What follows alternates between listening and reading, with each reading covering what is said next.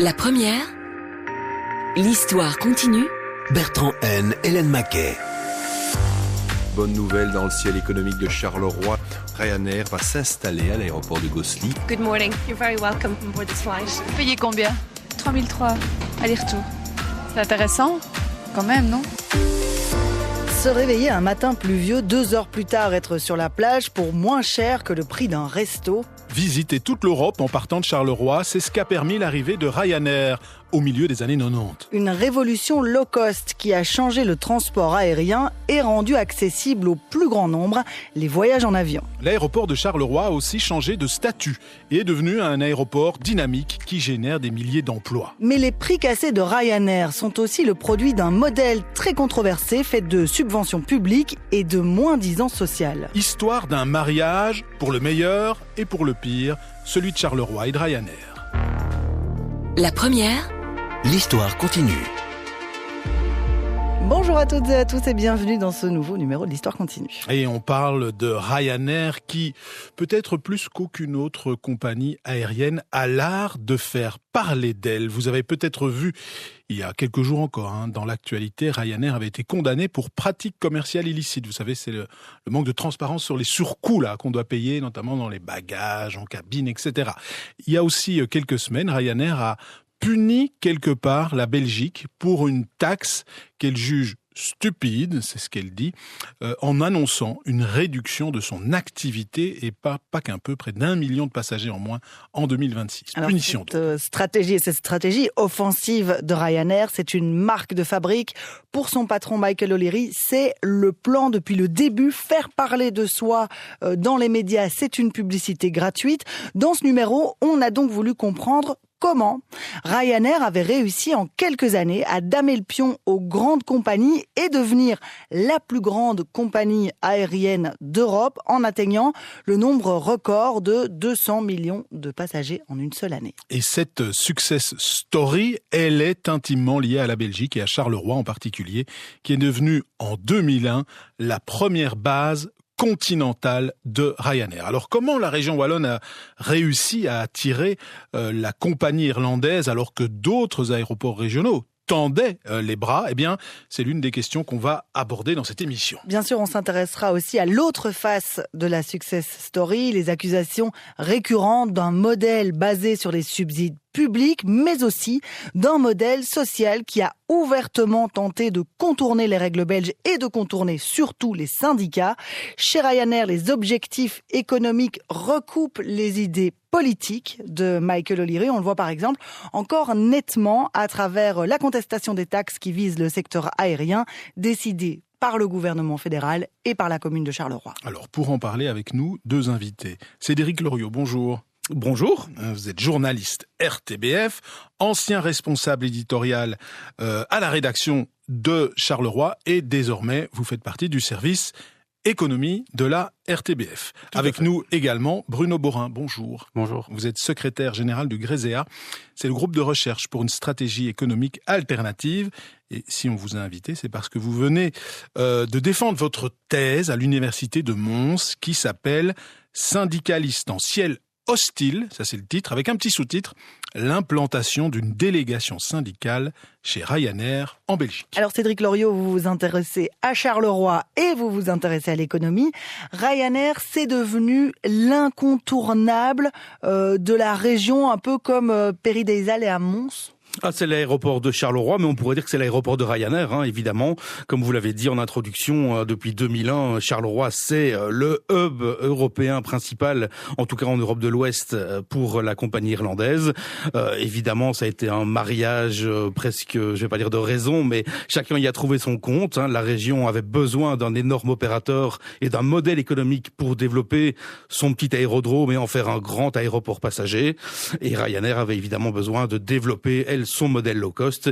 Les 2 partenaires ont su s'entendre. Alors Bruno Borin, dites-nous pourquoi vous avez choisi ce thème-là comme sujet de thèse, l'installation donc d'une délégation syndicale chez Ryanair. Pourquoi ça vous avait intéressé ce sujet ?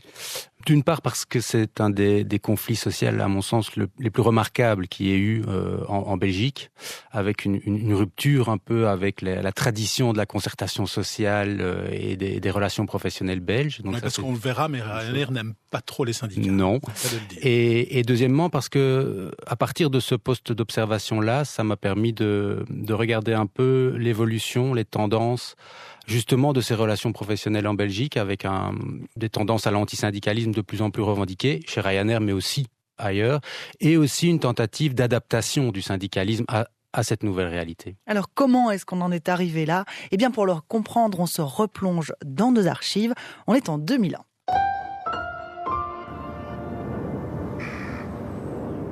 En avril 2001, le printemps se refuse au pays de Charleroi. À quelques kilomètres de Gosselies, le gris du ciel se confond avec le gris de l'unique piste de l'aéroport.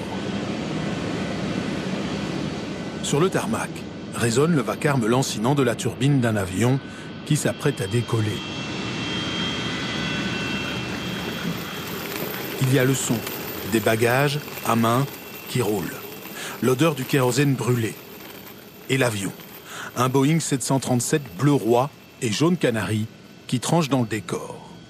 Les passagers entrent, accueillis par une hôtesse au lourd maquillage. Good morning. You're very welcome aboard this flight. C'est la première fois qu'un vol Ryanair va relier Charleroi à Carcassonne, s'arracher de la grisaille du pays noir et surtout pour pas cher. À bord du Boeing 737-200, peu d'espace et un service minimum. On doit payer les consommations à bord, mais les prix sont raisonnables. Tout est frais, on réapprovisionne chaque matin. Toutes les demandes sont satisfaites, les clients sont contents. Dans l'avion, les places sont serrées. Des publicités criardes sont affichées partout. Il faut payer pour le moindre service, mais peu importe, car le prix est plancher. Payez combien ? 3003, aller-retour. C'est intéressant, quand même, non ? Je pense qu'elle paye 3210 francs, taxes comprises, aller-retour. On a payé 500 francs le billet d'avion. Aller ? Non, aller-retour. Aller-retour, oui. 500 francs belges. Francs belges, aller-retour, oui, plus taxes. 500 francs pour un vol de 1000 km, soit 12 €. Même il y a 25 ans, c'est un prix hors concurrence.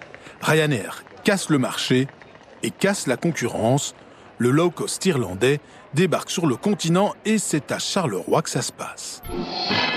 Bonsoir à tous. Une bonne nouvelle dans le ciel économique de Charleroi. La société irlandaise de transport aérien Ryanair va s'installer à l'aéroport de Gosselies. Au moins 600 emplois vont être créés. L'aéroport wallon a été choisi parmi 3 candidats, Beauvais en France et Stockholm en Suède. Julie Morel. Faire de Gosselies la base continentale de Ryanair... Alors que l'aéroport de Zaventem vit douloureusement la fin de la Sabena, le tout nouveau ministre de l'économie en Wallonie, le libéral Serge Kubla, annonce fièrement la création de milliers d'emplois à Charleroi.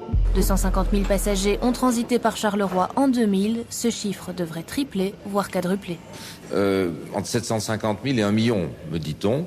Et si on fait toujours l'usage des mêmes règles, 1 million de passagers, c'est 1000 emplois. Directs, plus des indirects, plus de l'attractivité de compagnies qui viennent s'implanter à côté d'un aéroport qui vit et qui marche. Gosselies, hub continental de Ryanair, c'est une bonne nouvelle pour tout le monde. 2001, c'est donc l'année où tout change pour le secteur aérien. Et surtout pour Ryanair et Charleroi. Pour des millions de personnes aussi qui vont pouvoir voyager en avion, souvent pour la première fois. Une révolution du low-cost sur laquelle il faut revenir et qui a commencé bien plus tôt. En 1985, à Dublin, un certain Tony Ryan lance sa compagnie aérienne. Un seul petit avion à hélice relie alors Dublin à la seule destination possible, Londres. Tony Ryan tente bien de se diversifier, mais il ne rencontre pas vraiment le succès. Alors au début des années 90, il nomme un certain Michael O'Leary, son directeur financier, PDG de sa petite compagnie balbutiante. Première décision du nouveau patron, se rendre aux États-Unis. Objectif de Michael O'Leary, rencontrer Herb Kelleher, le mythique patron de Southwest Airlines, la compagnie qui a inventé le low cost dans l'aérien et a révolutionné le transport aux États-Unis.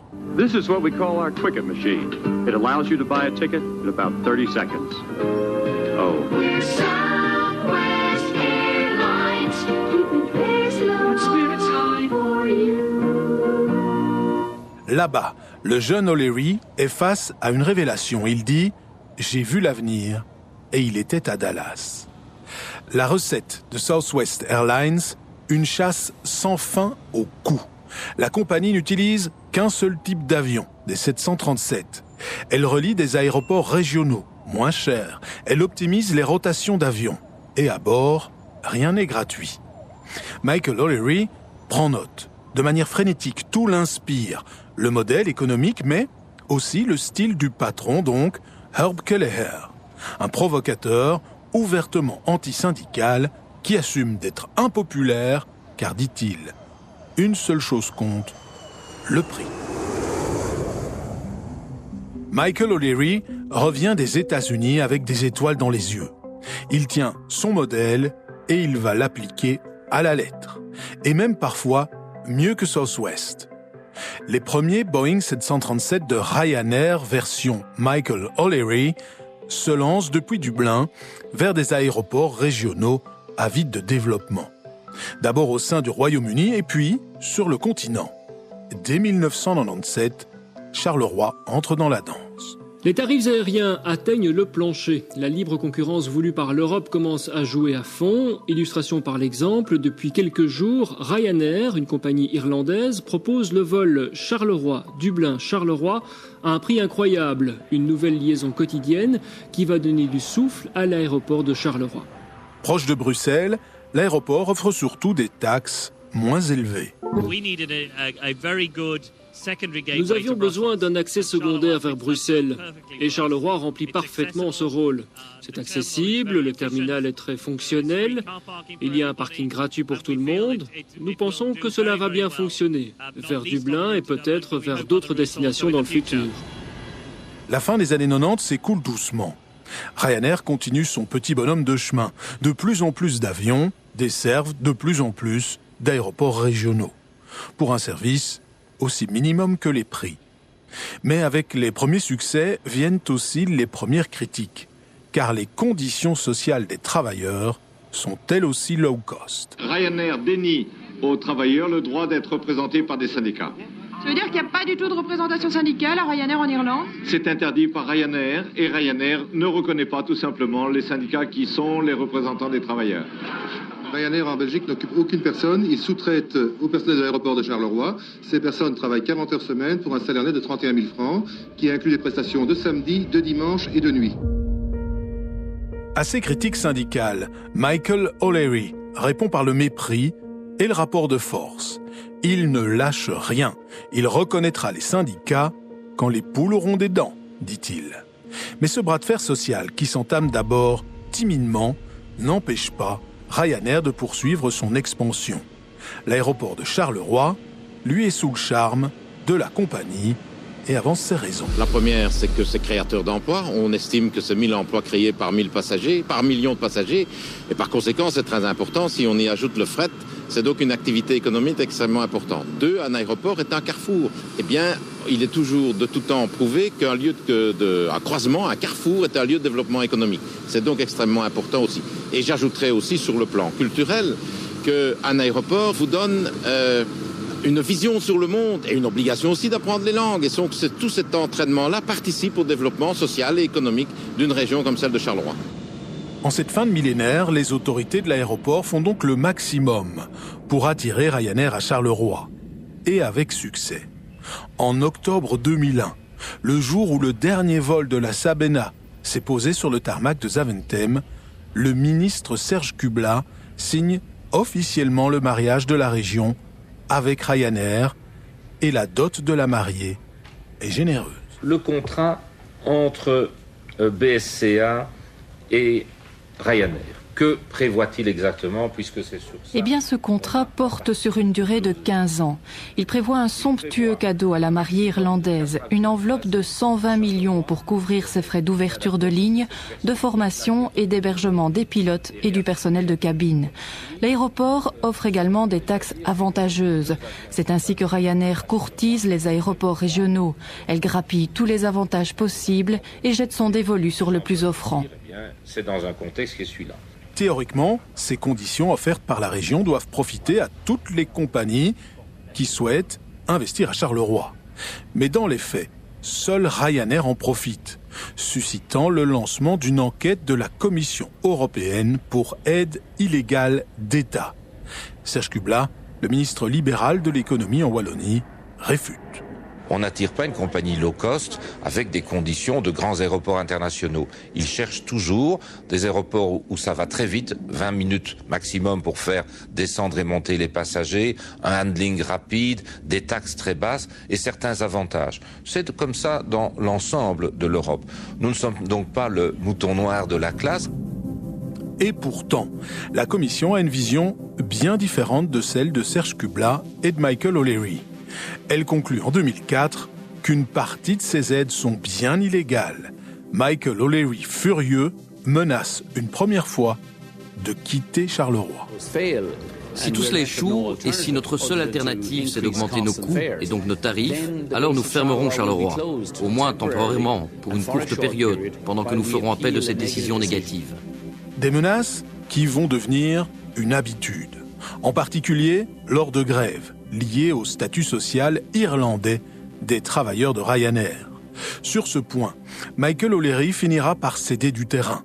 Après un long combat syndical, des grèves et des décisions de justice, la plupart du personnel basé en Belgique dispose désormais de contrats belges. Quant aux fameuses aides de la région, l'Europe a demandé le remboursement de 4 millions d'euros. Ryanair a toujours contesté cette décision, déposé des recours et refusé de rembourser. La compagnie irlandaise a obtenu en 2008 gain de cause devant la justice. Les aides de la région n'étaient donc pas illégales. 25 ans après la signature du fameux contrat entre la région et Ryanair, près de 10 millions de passagers sont passés par l'aéroport de Charleroi, établissant un nouveau record. 130 destinations sont proposées et l'aéroport annonce que son activité génère 3 000 emplois directs et 20 000 indirects. La première, l'histoire continue. L'arrivée de Ryanair à l'aéroport de Charleroi, des aides régionales à la place des syndicats. On retrace l'histoire du low-cost en Wallonie dans cette émission. Cédric Loriot, peut-être d'abord avec vous. Je rappelle que vous êtes vous avez été à la fois journaliste Carolo et vous êtes journaliste éco ici à la RTBF. Quand on réécoute cette histoire, on comprend que quelque part c'est la région et son aéroport BSCA qui s'est intéressé à Ryanair, sans doute plus que l'inverse. Est-ce qu'on peut dire aujourd'hui que Michael O'Leary, c'est le véritable patron de l'aéroport? C'est en tout cas celui qui fait un peu la pluie et le beau temps, certainement au-dessus de l'aéroport, tant il est omniprésent. Évidemment, la région, faut se replacer dans le contexte de l'époque, dans une Wallonie un peu moribonde, dans le bassin de Carolo qui a vu vaciller tous ses piliers sidérurgiques de charbonnage, de verrerie, et donc ce développement de l'aéroport arrive un peu comme une sorte de bouffée d'oxygène. On espère beaucoup retrouver un peu d'emplois dans la région. Ça va se concrétiser effectivement. Il y aura pas mal d'emplois qui vont être créés, mais effectivement, c'est d'abord la région qui a flairé le bon coup et qui voulait absolument attirer un opérateur qui avait de l'ambition aussi et qui d'ailleurs lui a déroulé le tapis rouge, comme on l'a entendu dans l'extrait précédemment. Les aides absolument colossales qui ont été offertes à Ryanair, des avantages sur les redevances par passager, etc. Donc c'était effectivement d'abord la région qui a voulu absolument attirer cet opérateur Ryanair pour développer son aéroport, mais je pense aussi que Michael O'Leary a très bien vu aussi, déjà il était très très bien accueilli comme on le voit, mais il a vu aussi dans la position géographique de Charleroi aussi le parfait modèle pour développer toutes ces liaisons, c'est-à-dire des vols assez courts, etc. Et donc la position centrale en Europe de l'Ouest de Charleroi, de la Wallonie, était aussi un atout pour Michael O'Leary, je pense. Ouais, il y avait vraiment cette notion un peu de win-win. Bruno Bourrin, je rappelle donc que vous êtes le secrétaire général, du GRESEA, le groupe de recherche pour une stratégie économique alternative, et que vous venez de défendre votre thèse qui s'intitule « Syndicaliste en ciel hostile ». Donc vous vous êtes intéressé particulièrement au combat syndical. On va en reparler, mais avant, encore sur le modèle Ryanair et son arrivée à Charleroi en tant qu'aéroport, on voit bien qu'il y a une forme de symbiose. Et l'actualité nous donne à penser, puisqu'on voit que le fédéral a décidé d'une taxe sur les billets d'avion, et la région wallonne elle-même interpelle le fédéral pour lui demander d'annuler la taxe, ou en tout cas de faire quelque chose, parce que elle se rend compte que ça va avoir un impact sur son activité, ce qui est mauvais pour Ryanair et mauvais pour la région. C'est ça, en fait. Oui, en tout cas, c'est symbolique d'une mise en dépendance des autorités wallonnes par Ryanair. Donc ce chantage à l'investissement, il est récurrent. D'ailleurs, on annonce la suppression d'avions, mais souvent en hiver, Ryanair diminue son activité à l'aéroport de Charleroi. Donc c'est quand même quelque chose. C'est une forme de chantage qui se joue tout le temps. C'est pas la première fois, on l'a entendu dans le récit, mais il y en a eu plusieurs, notamment ici ces quelques dernières semaines. C'est assez récurrent et ça pose évidemment des questions en termes de souveraineté économique, et ça, il y a une forme de consensus Ryanair qui s'est créé autour de l'aéroport de Charleroi au niveau des forces vives, même parfois de certaines centrales syndicales, en disant le redéploiement économique prime surtout. Il prime sur les questions sociales, le droit du travail, mais aussi sur la vie des riverains, etc. Pour parler du consensus, Serge Kubla était ministre à l'époque libéral, mais à l'aéroport, c'était plutôt des proches des socialistes, en tout cas des gens qui géraient, qui étaient proches du Parti socialiste. Il y avait la commune de Charleroi avec Jean-Claude Van Coenberg, qui était ministre-président aussi en 2001. Et au niveau des syndicats, du côté de la FGTB, plutôt proche des socialistes, on a été moins combatif que d'autres, quoi. Pareil, c'est un peu en tout cas, remettre en question l'existence de Ryanair à Charleroi n'était pas possible. Voilà. On entend Cédric Loriot, c'est tout de suite annoncé cette arrivée de Ryanair comme par les médias, par les politiques, par une bonne partie de la population. C'est perçu en tout cas comme une bonne nouvelle. Est-ce que dans les faits, Ryanair va vraiment à ce point améliorer l'emploi et l'économie dans la région de Charleroi? L'impact, l'empreinte économique, elle me semble quand même assez indéniable. Il y a quand même plusieurs milliers d'emplois qui ont été créés. Aujourd'hui, on parle de 3400 emplois directs et indirects vraiment créés. Beaucoup plus si on extrapole un petit peu à l'ensemble du pays, parce qu'évidemment, il y a d'autres entreprises bruxelloises, flamandes, etc., qui tirent aussi leur marron du feu de cet aéroport Carolo. Évidemment, il y a aussi énormément de retombées économiques, notamment, surtout, je dirais, pour la région wallonne, pas tellement pour la ville de Charleroi. En termes d'emploi, par exemple, on sait qu'environ 80% des travailleurs de l'aéroport habitent dans un rayon de 40 km environ autour de l'aéroport. Donc, c'est Charleroi aussi, mais ce sont aussi les communes avoisinantes, Fleurus, Pontassel, etc. Donc, il y a un véritable objectif de fournir de l'emploi à des jeunes aussi. La moyenne d'âge est assez jeune, 32-33 ans. Donc, il y a un véritable impact économique, plusieurs milliers d'emplois évidemment, et des valeurs ajoutées qui se comptent en plusieurs centaines de millions d'euros. Donc, ça, l'impact économique, je pense qu'il est indéniable. Maintenant, à quel prix, évidemment? On entend ce 1000 emplois pour 1 million de voyageurs qui est un peu asséné comme un élément de langage, en tout cas à l'arrivée de Ryanair. Est-ce que ça correspond plus ou moins à ce qui est arrivé?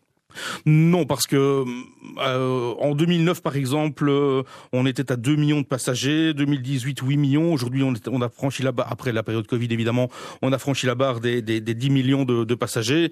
On peut pas dire que ce soit cette règle soit aussi simple que ça. Il y a 3000 emplois directs, voilà. dit l'aéroport. 3400. Et 20 000 indirects. Alors, je sais pas comment on calcule, mais ça vous paraît réaliste, ça, Cédric Loriot?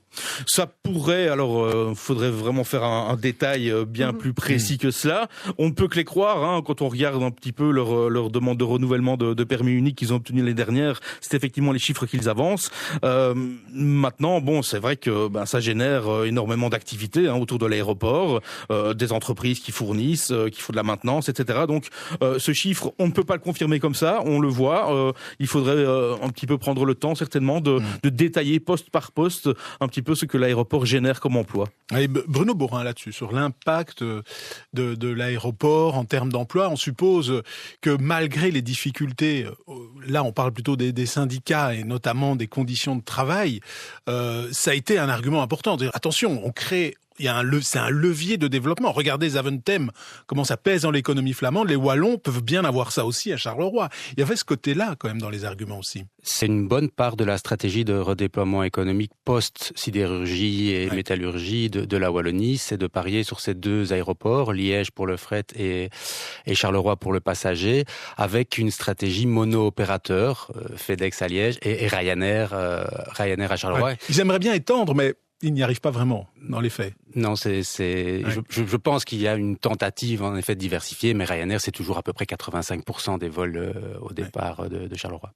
Oui, Bruno Borin, on entend aussi dans le récit ces fameuses aides. Dès le début, il y a polémique, avec notamment une enquête de la Commission européenne qui va accuser Ryanair, qui va lui demander de rembourser 4 millions d'euros à la région wallonne, et puis finalement la justice européenne va trancher en faveur de Ryanair. Mais pour vous, le modèle, il tient pas sans ces aides, sans ces subsides?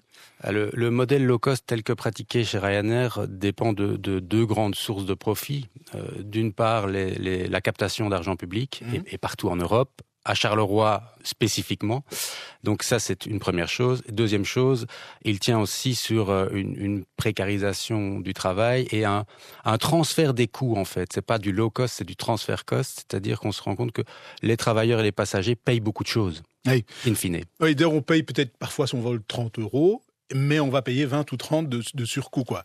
Le travailleur va, par exemple, jusqu'à la fin des années 2000, payer une formation, les cabin crew, qui allait jusqu'à 4 000 €. Donc, on va se retrouver avec des jeunes travailleurs européens endettés envers la compagnie, parfois. Ah oui, c'est ça, oui. Donc là, du côté... Oui, parce qu'il y avait une école installée, une école de Ryanair installée à côté de l'aéroport de Charleroi. Au tout début, un centre de formation du Forum, mais après, ils seront formés ailleurs, pas en Belgique. Mais voilà, chez Ryanair, le travailleur est un revenu potentiel, qu'il soit pilote ou cabin crew. Oui, d'ailleurs, au début, la région, enfin l'aéroport de Charleroi, via la région, payait même les chambres d'hôtel du personnel de cabine. C'est vous dire jusqu'où ça a été. Cédric Loriot, du côté des autorités wallonnes, mais aussi peut-être de la ville de Charleroi, des Carolos, comment est-ce qu'on voit ce débat? Oui, il y a eu des aides, mais elles ont été utiles, ou est-ce qu'elles sont remises en question aujourd'hui? Quel regard on porte là-dessus? Je pense que on a d'abord vu des sentiments très positifs de ce développement de Ryanair à Charleroi. Déjà parce que, ça il faut le dire, ça permettait de voyager aussi à moindre coût pour pas mal de gens. Ça c'est vrai, c'est un modèle qui a servi, qui a servi à pas mal de gens de la région. Mais beaucoup de gens, je pense maintenant, commencent à remettre en cause ou se demandent pourquoi il n'y a que Ryanair finalement qui opère à Charleroi. Je rappelle qu'il y a quelques années, on a allongé la piste de l'aéroport, allant aujourd'hui jusqu'à 3200 mètres exactement. Pour des longs courriers que n'a pas Ryanair, donc c'est pour atterrir quelqu'un d'autre. Exactement, on rêvait tous de faire un Charleroi-New York, finalement on n'y est toujours pas. Donc pourquoi est-ce qu'on a allongé cette piste alors que elle ne sert à rien finalement, cet allongement de piste.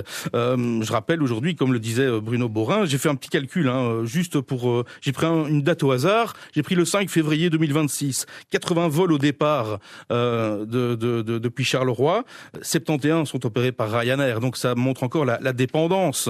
Et donc beaucoup se demandent pourquoi est-ce qu'on ne diversifie pas beaucoup plus le nombre de compagnies sur le tarmac Carolo. Donc voilà, il y avait d'abord vraiment beaucoup d'enthousiasme à l'arrivée de Ryanair, et puis évidemment les montants de subsides et d'argent public injectés dans cet aéroport. On se demande aussi pourquoi est-ce que d'autres compagnies ne posent pas leurs avions sur le tarmac. La première, l'histoire continue. On retrace ensemble les étapes qui ont mené à la success story de Ryanair en Europe et en particulier à Charleroi, avec Cédric Loriot, journaliste à la RTBF, et avec Bruno Borin, secrétaire général du GRESEA, groupe de recherche pour une stratégie économique alternative. Vous venez de publier, on l'a dit, une thèse à l'université de Mons intitulée « Syndicalistes en ciel hostile, l'implantation d'une délégation syndicale chez Ryanair ». En Belgique. Alors, votre thèse, Bruno Borin, c'est donc un travail sur la manière dont les syndicats vont faire face à une entreprise, à la culture, on l'a entendu dans le récit, anti-syndicale, puisqu'à la base, si j'ai bien compris, en Irlande, le patron Michael O'Leary refusait la délégation syndicale et n'hésitait pas même à licencier, à virer les gens qui tentaient de monter un syndicat. D'ailleurs, c'est arrivé en Belgique aussi. Il y a eu des licenciements de gens qui ont tenté de monter un syndicat. Et là, vous avez analysé comment la Belgique, qui est une terre quand même de compromis social, de concertation, a fait. Alors, racontez-nous un petit peu votre travail. Qu'est-ce que vous avez observé? Quelle a été la technique, j'ai envie de dire, des syndicats? Comment ils ont fait face? Je pense qu'ils ont fait... Enfin, la CNE en l'occurrence, puisque c'est le seul syndicat qui s'est intéressé en tout cas de près à cette problématique et investi dans cette problématique de l'aéroport. Il faut savoir qu'entre 2002, où il y a des premiers contacts entre des permanents syndicaux de la CNE et des ex-travailleurs de Ryanair qui viennent d'être licenciés, et 2017, il n'y a pas d'affiliés syndicaux à l'intérieur de l'entreprise, il n'y a pas de syndicat. Il n'y a pas de syndicat jusqu'en 2017. Jusqu'en 2017 globalement. Hein. L'espace du conflit, c'est le tribunal. Ah oui. Avec une stratégie un peu judiciaire du syndicat qui va accompagner des travailleurs licenciés pour essayer quoi? Pour essayer de démontrer que ces travailleurs relèvent du droit belge et non du droit irlandais, puisque la base du modèle de Ryanair, c'est de dire mes travailleurs volent dans des avions immatriculés en Irlande, donc ils dépendent du droit du travail irlandais qui permettait depuis le début des années 2000 des contrats 0 heure très mal payés. Et donc ça va être le conflit, le cœur du conflit pendant près de 15 ans. Ça, c'est un premier élément de stratégie, alors que d'habitude, les syndicats belges voient la stratégie judiciaire comme un pis-aller, comme un dernier recours. Là, ils sont obligés de l'utiliser parce que c'est le seul moyen de rencontrer... Parce qu'il n'y a pas de concertation possible, en fait. Aucune concertation possible. Le seul moyen de rencontrer des travailleurs, c'est de les soutenir en justice. Deuxième élément intéressant, c'est que c'est un syndicalisme qui va se développer en grande partie en dehors de l'entreprise, dans des lieux de sociabilité des travailleurs, c'est-à-dire dans des cafés aux alentours des aéroports, de Charleroi, mais aussi de Zaventem à un moment donné. Et c'est là que les premières tentatives de syndicalisation vont se dérouler, qu'une communauté du travail hors du travail va progressivement se politiser. Et puis alors arrive 2018, où en fait, à l'automne 2017 exactement, Ryanair va annuler énormément de vols, prétextant d'une grève des contrôleurs aériens français. C'est toujours un peu le prétexte utilisé par Ryanair. En fait, ce qui se passe, c'est que il manque de pilotes. Pourquoi? Parce qu'ils les payent pas très bien. Beaucoup de pilotes ont choisi des cieux plus rémunérateurs. Et là, les pilotes et les associations de pilotes vont comprendre qu'ils ont un avantage, qu'ils ont un rapport de force, et vont tout doucement menacer d'en plus se mettre en grève, et on vont obtenir une représentation syndicale. Et pendant 2018, il va y avoir 4 grèves, en fait. 4 grèves importantes, des grèves transnationales, menées tantôt par les pilotes, tantôt par le personnel de cabine, qui va quelque part forcer Ryanair. Ces grèves européennes vont forcer Ryanair à reconnaître le fait syndical et à accepter, entre gros guillemets, de s'encastrer dans le système des relations professionnelles belges. Il n'y a pas qu'en Belgique, donc c'est important, hein, c'est une dimension. Ils ont obtenu de cette reconnaissance, au moins ce droit de se concerter avec leur patron, parce qu'il y a eu une sorte de coordination à l'échelle européenne. Hein. Ça vous le montrez dans votre thèse. Et parce que le conflit est permanent. Ah oui. En fait, c'est en rupture par rapport à l'habitude belge de cette tradition du compromis, de la discussion. Pour avoir des bouteilles d'eau gratuites en vol, le personnel de cabine a fait 3 jours de grève. Ah oui, quand même. Voilà un exemple un peu symbolique. Ah oui.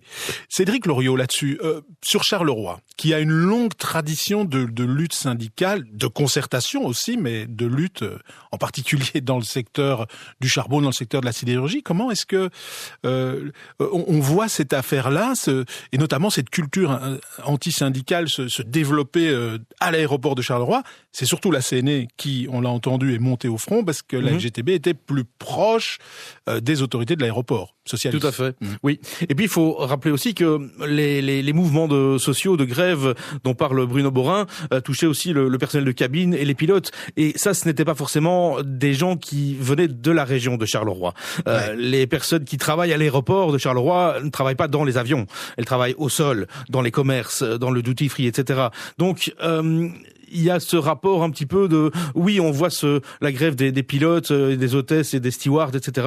Mais on a du mal un peu à s'identifier parce qu'ils sont souvent espagnols, anglais, irlandais, etc. Ils viennent, on les voit débarquer, déambuler dans la ville, rejoindre leurs hôtels entre deux journées de travail. Mais il a fallu véritablement aller chercher, je me souviens à l'époque, vraiment des témoignages, entendre leurs conditions de travail pour que, je pense, les gens de la région de Charleroi se rendent compte quand même des conditions imposées par Ryanair.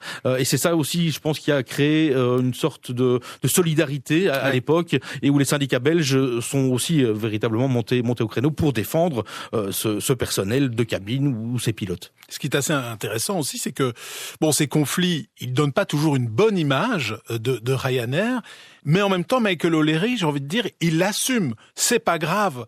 On a une mauvaise image. Notre but, c'est pas d'être populaire, c'est de faire les meilleurs prix. Et ça, il a été notamment le prendre à Southwest Airlines aux États-Unis, où le patron de l'époque, Herb Keller, disait vraiment, l'image, c'est pas grave. On va nous critiquer parce que, soi-disant, on est low cost, mais le prix, c'est le plus important, Bruno Borin. Oui, ça c'est intéressant parce que c'est un antisyndicalisme revendiqué, assumé complètement, ce qui tranche aussi avec le monde de l'entreprise il y a 20-30 ans. Et je pense que là, Ryanair est exemplatif d'une tendance plus large à ce qu'on appelle la dédémocratisation du travail.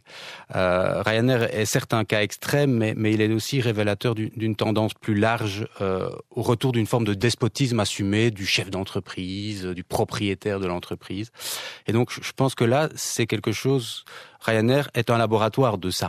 Est-ce qu'on peut même pas aller plus loin quand on voit modèle fondé sur des subventions publiques sans tout à fait l'admettre, antisyndicalisme, contourner les législations sociales, discours brutal aussi, langage ordurier, Michael O'Leary, on l'a encore entendu ces dernières semaines. Est-ce qu'il y a pas quelque chose aussi d'un pré-Elon Musk quand on entend Michael O'Leary ? Il est arrangé dans ce groupe de nouveaux chefs d'entreprise qui se mettent en scène, en fait.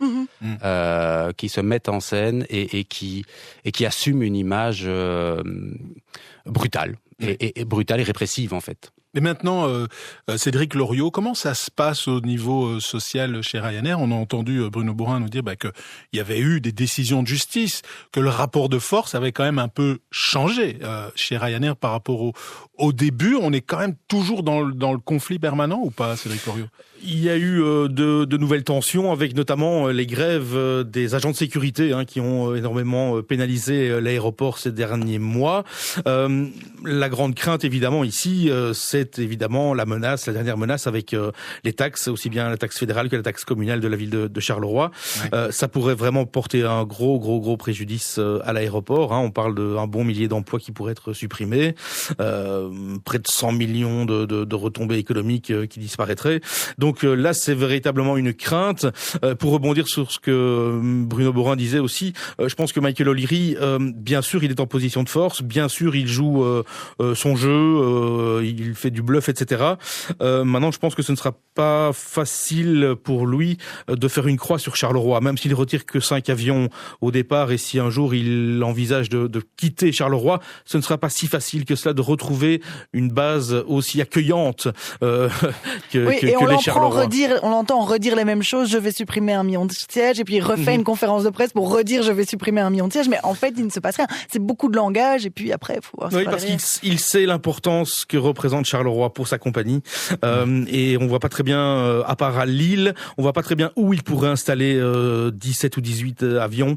Donc voilà, mais Lille effectivement est sans doute le plus grand risque, le plus grand péril pour l'aéroport de Charleroi, où on verrait pas mal de passagers, notamment de Flandre orientale, occidentale et du Hainaut se diriger alors à ce moment-là vers Lille. Donc voilà, c'est un petit peu ça le contexte et le climat actuel au niveau syndical, c'est surtout de se dire est-ce qu'il va mettre ces menaces à exécution. Oui, c'est ça, la crainte qu'il passe à l'acte ou qu'il reste plutôt dans le bluff. Bruno Borin, peut-être pour terminer avec vous, et notamment sur peut-être étendre un peu votre thèse. Vous avez observé donc ce conflit entre les syndicats belges et Ryanair qui ne voulaient pas d'eux donc au début, mais la justice, on a entendu, a forcé quelque part la concertation.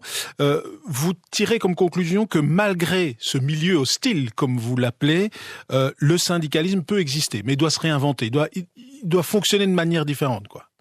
Oui, c'est ça. Je pense que le syndicalisme montre à travers le cas de Ryanair qu'il est crucial par rapport à la démocratie au travail, mais aussi la démocratie politique, plus largement. Néanmoins, il ne peut plus jouer ce rôle de levier démocratique dans le travail de la même manière qu'il le jouait il y a 30 ou 40 ans. C'est-à-dire qu'il n'est plus reconnu par les directions d'entreprise et parfois par le politique comme un interlocuteur légitime. Et donc, il doit construire un rapport de force de façon différente. Et moi, ma thèse, c'est un peu de dire, il faut pas tout jeter, mais il faut plutôt réarticuler les bases du syndicalisme, qui sont le service aux affiliés et parfois aux non-affiliés, comme on l'a vu chez Ryanair. La mobilisation et l'usage de la grève, comment on se sert de la grève pour obtenir des avancées sociales, mais aussi parfois pour syndicaliser, puisque la grève a permis de syndicaliser chez Ryanair. Et enfin, troisièmement, la concertation sociale. Est-ce que le temps de concertation n'est pas trop important dans un système de relations professionnelles où le syndicat est moins reconnu, en tout cas aujourd'hui, comme un interlocuteur légitime. Et donc c'est un peu ça que Ryanair nous montre si on essaye de prendre un peu de hauteur. Eh ben, merci beaucoup Bruno Borin d'avoir été avec nous pour retracer cette histoire de Ryanair à Charleroi. Je rappelle que vous êtes secrétaire général du Gréséa. Exactement, et que syndicaliste en terre hostile, sa thèse va peut-être être publiée dans les prochains mois. Pour ceux qui s'intéressent à ce sujet-là, c'est vraiment passionnant. Merci aussi Cédric Loriot. Avec plaisir. Journaliste RTBF, d'avoir donc été avec nous aujourd'hui.